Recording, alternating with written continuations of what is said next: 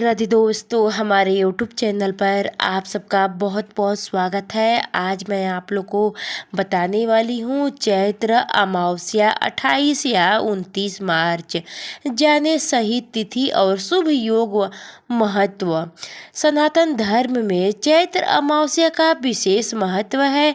इस पावन अवसर पर बड़ी संख्या में श्रद्धालु गंगा सहित अन्य पवित्र नदियों में स्नान कर स्थल की डुबकी लगाते हैं। स्नान और ध्यान के बाद वे देवों के देव महादेव और माँ गंगा की पूजा करते हैं। इस दिन न्याय के देवता शनि देव राशि में परिवर्तन करेंगे और साथ ही चैत्र अमावस्या के दिन सूर्य ग्रहण भी लगेगा। धार्मिक मान्यता के अनुसार चैत्र अमावस्या के दिन गंगा स्नान करने से जाने अनजाने में की गए पापों का नाश होता है और सुख तथा सौभाग्य में वृद्धि होती है। इस दिन पूजा जाप ताप और दान पुण्य करने से मेघ ज्ञान के समान फल की प्राप्ति होती है। आइए हम चैत्र अमावस्या की सही तारीख, इसके महत्व और पूजा विधि के बारे में जान लेते हैं। चैत्र अमावस्या तिथि चैत्र माह की अमावस्या तिथि प्रारंभ 28 मार्च शुक्रवार रात 7:55 पर। चैत्र माह की अमावस्या तिथि समाप्त 29 मार्च सायंकाल में 4:27 पर। सनातन धर्म में उदय तिथि माना है, इसलिए 29 मार्च को चैत्र अमावस्या मनाई जाएगी। चैत्र अमावस्या पर शुभ योग।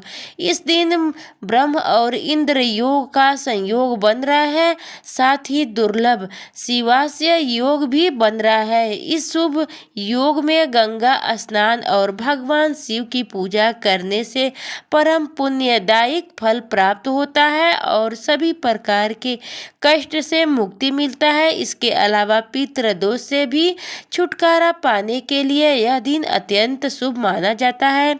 चैत्र अमावस्या का महत्व। हिंदू कैलेंडर के अनुसार चैत्र अमावस्या वर्ष की पहली अमावस्या होती है और इसे धार्मिक अनुष्ठानों के लिए एक महत्वपूर्ण दिन माना जाता है।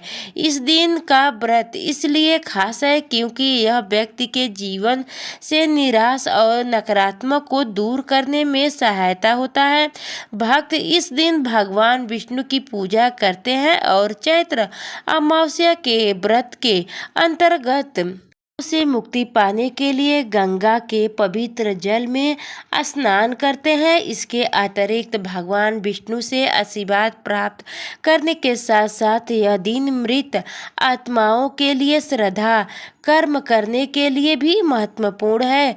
चैत्र अमावस्या का एक और महत्व है कि इस दिन भगवान विष्णु की पूजा करने से व्यक्ति के जीवन से दुख और नकारात्मक समाप्त हो जाती है। पूजा के माध्यम से व्यक्ति अपनी कुंडली में मौजूद पितृदोष से भी मुक्ति पा सकता है। यह चैत्र अमावस्या का पौराणिक कथा। पौराणिक कथाओं के अनुसार जब महाभारत के दौरान कर्ण की मृत्यु हो गई और उसकी आत्मा को स्वर्ग भेज दिया गया तो उसे नियमित भोजन नहीं दिया गया और इसके वजह उसे सोना और जवाहरात दिए गए।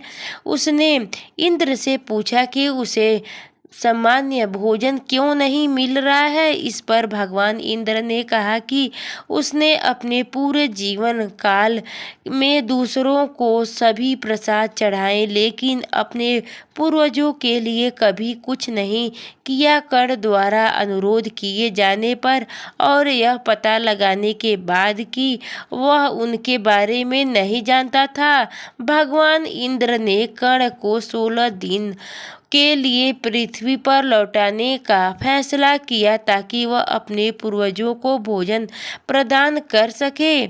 इस 16 दिवसीय अवधि को पितृ पक्ष के रूप में मनाया जाता है।